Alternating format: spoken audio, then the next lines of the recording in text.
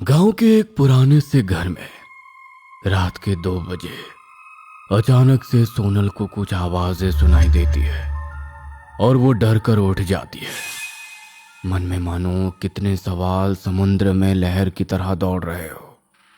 सोनल आवाज से इतना डर जाती है कि उसकी हिम्मत ही नहीं होती कि अपनी चौकी से उठकर बाहर आ सके। कहीं कुछ उल्टा सीधा तो नहीं है। राम राम सोनल, ये सब मत सोच।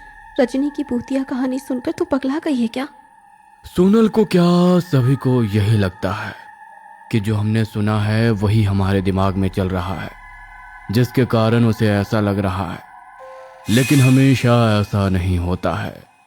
कभी कभी इंसान को अपने मन की बात सुन लेनी चाहिए और कुछ कुछ चीज़ों को नज़रअंदाज नहीं करना चाहिए सोनल की तरह। चुपचाप सो जाती हूँ, वरना अगर माँ से कुछ बोलने को गई तो उल्टा मुझे ही सुनने को मिलेगा। सोनल वापस से अपनी रजाई में घुस जाती है और सो जाती है। अगली सुबह मीरा सोनल से कहती है, सोनल, कल रात को तेरी मौसी का फ़ोन आया था। वो कह रही है कि सोनल शादी कब कर रही है। अब क्या उनके लिए मैं शादी करके अपनी ज़िंदगी ख़राब कर लूँ? इसीलिए मैं पूरे गांव में टॉप की थी। मुझे बाहर पढ़ने जाना है अभी। मैं नहीं कर रही कोई शादी वादी। इस गांव में तू ही कुंवारी लड़की बची है। बाकी सब तेरे साथ वाली लड़कियों की शादी क्या, बच्चे भी हो गए हैं। तेरे कहने से नहीं चलेगा कुछ अब। मुझे गांव वालों के बीच में मुंह दिखाने लायक छोड़ेगी या नहीं तू? सोनल गुस्से में बिना नाश्ता किए घर से निकल जाती है और गांव के नदी के किनारे जाकर बैठ जाती है। सोनल एकटक नदी को देख रही होती है। तभी उसे पानी में एक परछाई नजर आती है। परछाई देखकर सोनल डर जाती है और उठकर नदी से थोड़ी दूर आकर खड़ी हो जाती है और अपना पसीना पोंछने लगती है। ये क्या देखा मैंने? ऐसा तो रजनी अपनी कहानी में सुनाती है। तभी एक बूढ़ा आदमी सोनल के पास आकर कहता है, बेटी डरो मत। जो तुमने देखा वो आंखों का धोखा है और कुछ नहीं। अरे हमारे गांव में योगिनी के होते ऐसा कुछ नहीं हो सकता है। बस बिना पीछे मुड़े तुम सीधे घर चली जाओ। जी बाबा। सोनल डरी हुई जल्दी जल्दी अपने पैर चलाने लगती है। लेकिन औरतें डरती भी हैं और उन्हें सब जानना भी होता है। सोनल पीछे मुड़ जाती है और लंबी सांस लेते हुए फिर से जल्दी जल्दी चलने लगती है। कुछ तो नहीं हुआ, वो बाबा कुछ भी बोल रहे थे। सोनल अपने घर चली जाती है। अनीता सोनल को कुछ लड़कों की तस्वीर दिखाती है। इसमें से कोई पसंद आ रहा है तो बताओ। वैसे मुझे और तेरी मौसी को ब्लू शर्ट वाला लड़का पसंद है। कमाता भी अच्छा है और शहर में रहता है। शहर में तू पढ़ लेना, और क्या चाहिए अब तुझे? जब करनी ही है तो किसी से भी कर दो, जो तुम्हें पसंद है। मुझे किसी की तस्वीर नहीं देखनी। सोनल कमरे में जाकर भूत बनी बैठ जाती है। जो उसके साथ हो रहा है वो सब भूलकर शादी की टेंशन ले लेती है। एक हफ्ते बाद ओंकार शहर से आ जाते हैं और फिर लड़के वाले सोनल को देखने के लिए आ जाते हैं। सोनल एक नज़र में सभी को पसंद आ जाती है। मीरा जो चाहती है वो हो जाता है और शादी की तैयारी शुरू हो जाती है। सोनल को ना चाहते हुए भी शादी को स्वीकार करना पड़ता है। लेकिन वो अपने मन में ठान लेती है कि शादी के दिन वो भाग जाएगी। एक दिन शाम को सोनल जंगल के रास्ते घर लौट रही होती है। तब उसे कुछ अजीब सा लगता है, जैसे कोई हवा ने उसे छुआ हो। कुछ अजीब सा लग रहा है, जी भी घबरा रहा है। पूरे दिन इधर से उधर सोनल, तो क्या होगा? चलकर बेकार की उलझन में मत पड़, वरना तेरी पढ़ाई पर असर पड़ेगा। शादी में अच्छा दिखना है ना तुझे? इतना महंगा लहंगा जो लिया है सोनल तूने, तस्वीर लूंगी भले शादी ना करूं। सोनल घर में जाकर अपने चेहरे को धोती है, फिर मुल्तानी मिट्टी लगाकर आंख बंद करके बैठ जाती है। थोड़ी ही देर में बंद आंखों में सोनल को फिर वही हवा का झोंका महसूस होता है। अब वो डर जाती है और जल्दी से जाकर अपना मुंह धोती है। फिर मीरा के पास जाकर कहती है, माँ, मुझे कुछ ठीक नहीं लगता है। मुझे अपने आसपास किसी के होने का एहसास होता है। तू पगला गई है? कौन होगा तेरे पास? माँ, तुम समझ नहीं रही हो मैं क्या बोल रही हूँ। मुझे किसी साय के होने का एहसास होता है। क्या सबको पता चल गया है ना तेरी शादी के बारे में? तो सब नज़र मार रहे होंगे। ये सब उसी का नतीजा है। जोगिनी के होते साया इस गांव में नहीं आ सकता है।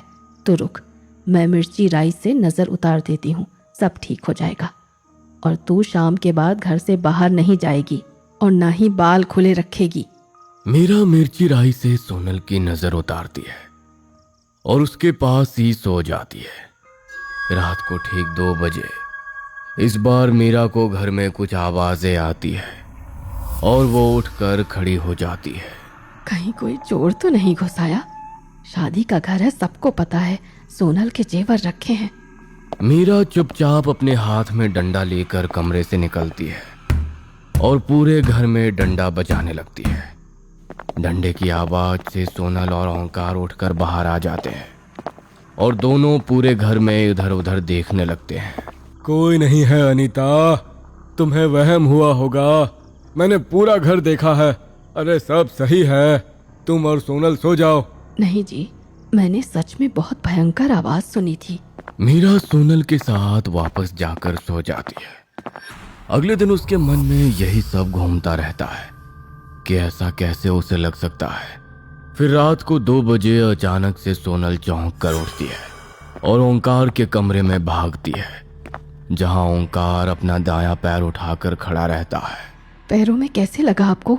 बोलना तो चाहिए था हमें एक बार। अरे पता नहीं, पैर में बहुत दर्द हो रहा है, लगता है टूट गया। अरे मुझे ऐसा लगा किसी ने मुझे धक्का दिया। मैं उठा और मेरे पैर से चला ही नहीं जा रहा है। मीरा उसी वक्त बगल के वैद को लेने उनके घर चली जाती है। वैद आकर ओंकार के पैर को आम की लकड़ी से चारों ओर से बांध देता है। ओंकार को सोनल की शादी की चिंता सताने लगती है। मेरी बेटी की शादी अगले हफ्ता ही होगी अब। बेटी की शादी में बाप की हालत ऐसी होगी तो कैसे चलेगा? अरे गांव वालों को बर्दाश्त नहीं हो रहा है कि सोनल की शादी शहर में कैसे हो रही है, इसलिए ये सब लफड़ा हो रहा है। जितनी जल्दी हम इसकी शादी कर दें उतना अच्छा है। तुम तैयारी शुरू कर दो। अगले दिन मीरा सुबह सुबह गांव के बूथ पर जाकर सोनल की शादी में आने का न्योता सभी रिश्तेदारों को देती है। फिर गोले लोगों को एक एक करके न्योता देती है। मीरा शादी की तैयारी में लग जाती है। शादी से 3 दिन पहले सोनल लाल रंग की साड़ी पहने खुले बाल में गजरा लगाकर आईने के सामने खुद को निहार रही होती है। क्या लग रही है तू? तेरे आगे तो आज ऐश्वर्या राय भी फेल है। तभी सोनल को अपने पीछे खड़ा एक साया नजर आता है। वो साया एक लड़के की होती है। वो एक टक सोनल को ही निहार रहा होता है। सोनल के हाथों से लिपस्टिक छूट जाती है और वो भागती हुई बरामदे में जाती है और अपनी माँ से कहती है, माँ, वो हमारा कोई वहम नहीं है, वो एक साया है जो इस घर में घुस रहा है और ये सब वही कर रहा है। ये कैसे हो सकता है? जोगिनी के होते हुए इस गांव में साया नहीं आ सकता है। सोनल की आंखें बड़ी बड़ी हो जाती हैं और वो इशारे करके अपनी माँ से चुप रहने को कहती है। मीरा समझ जाती है कि जो उसे करना है वो चुपचाप करना होगा, बिना किसी को भनक लगे हुए। सोनल, डर मत, गांव की औरतें आती होंगी। मैं एक जन को न्योता देना भूल गई हूँ। अभी बस 2 मिनट में उसे बुला कर आती हूँ। तू दरवाज़ा खोल कर बैठ जा। सोनल दरवाजे पे खड़ी मीरा के आने का इंतजार करती रहती है। उसके मन में बहुत सारे सवाल चल रहे होते हैं कि ये सब कौन करवा रहा है। इधर मीरा भागती हुई जंगल में बने एक गुफा में जाती है और जोगिनी के पैर पकड़कर कहती है, माई, मेरी बेटी की शादी नहीं होने देगा वो। अब तू ही कुछ कर सकती है। कुछ नहीं होगा, धूमधाम से गाजे बाजे के साथ तेरी बेटी की शादी होगी। जोगिनी पानी में कुछ मंत्र पढ़ती है और उसे फूंक मारकर मीरा को दे देती है। फिर पीली सरसों और गूगल भी फूंक कर देती है। ये पीली सरसों पूरे घर में छिड़क देना और फिर पूरे घर में इस पानी से छिड़काव करके गाय के गोबर के कंडे पर कपूर और गूगल जलाकर पूरे घर में दिखाना, जिससे वो साया कुछ नहीं कर पाएगा। माई, वो ऐसा वैसा साया नहीं है। उसके लिए कुछ कड़ा करना होगा हमें। मैंने देख लिया है। उसके लिए मुझे 3 दिन शमशान में पूजा करनी होगी, अपनी माँ शमशान काली की। फिर महामाई जोगनी की लाज रखने के लिए अपनी योगिनी को भेजकर उसे टान लेगी। ठीक है माई, मैं चलती हूँ। मेरी सोनल को आशीर्वाद देने आप जरूर आना। मीरा वहां से चली आती है और आते के साथ पूरे घर में पीली राई छिड़कती है और फिर पानी छिड़क कर पूरे घर में गूगल धूप करती है।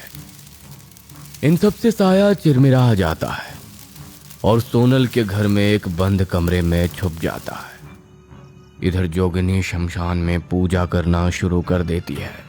सोनल, अब डरने की कोई बात नहीं है। मैंने जोगिनी माई से सब बता दिया है, कुछ नहीं होने देगी वो। इतने में गांव की औरतें आ जाती हैं। फिर मीरा सोनल को ससुराल से आए चूड़े पहनाती है और फिर सोनल मेहंदी लगवाने लगती है और गांव की औरतें गीत गाने लगती हैं। रजनी नाचने लगती है और सोनल को भी नचाने लगती है। सब कुछ अच्छे से हो जाता है।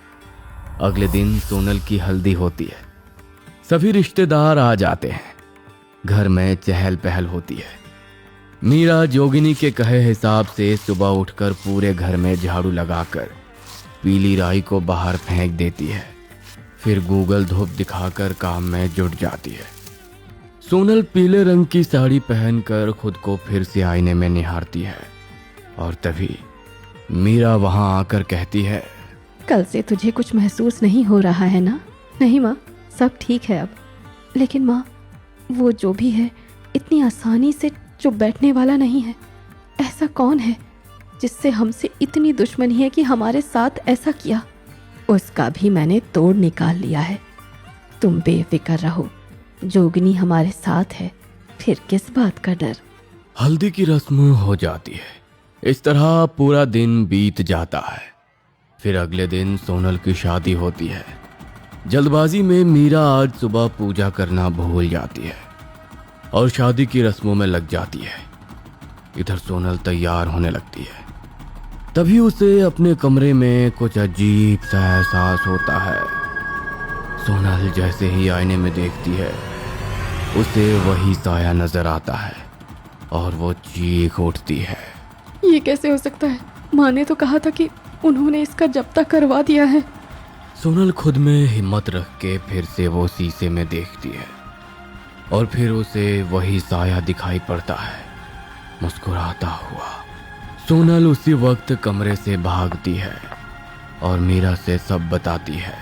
मैं पूजा करना आज भूल गई थी। अब क्या होगा? आप अभी के अभी जोगिनी के पास जाओ। बेटा, वो साधना में होगी, मुझसे बात नहीं करेगी अभी। डर डर के शाम हो जाती है। बारात दरवाजे पर आने वाली होती है और सोनल तैयार तक नहीं हो पाती है। मीरा दूल्हे की आरती करती है और दूल्हा इतने में ही बेहोश हो जाता है। मीरा कुछ सोच पाती इससे पहले दूल्हे के पीछे साया खड़ा दिख जाता है। मीरा भगवान के सामने जाकर नाक रगड़ने लगती है और इन सब से छुटकारा की भीख मांगने लगती है। माँ, मेरी लाज रख, अपनी योगिनी को भेज दे। इस शैतान को यहाँ से ले जा। मेरी बेटी की जिंदगी बचा ले माँ। इतने में ही मीरा देखती है कि वो साया उसके पीछे खड़ा मुस्कुरा रहा है। तभी जोगिनी की पूजा से योगिनी हवा के रूप में वहां आती है और उस साये को अपने साथ लपेटकर मीरा के घर से चली जाती है। साये को जोगिनी बंद करके शमशान में गाड़ देती है। इधर मीरा समझ जाती है कि जोगिनी ने अपना काम कर दिया है। सोनल शादी के लिए तैयार हो जाती है।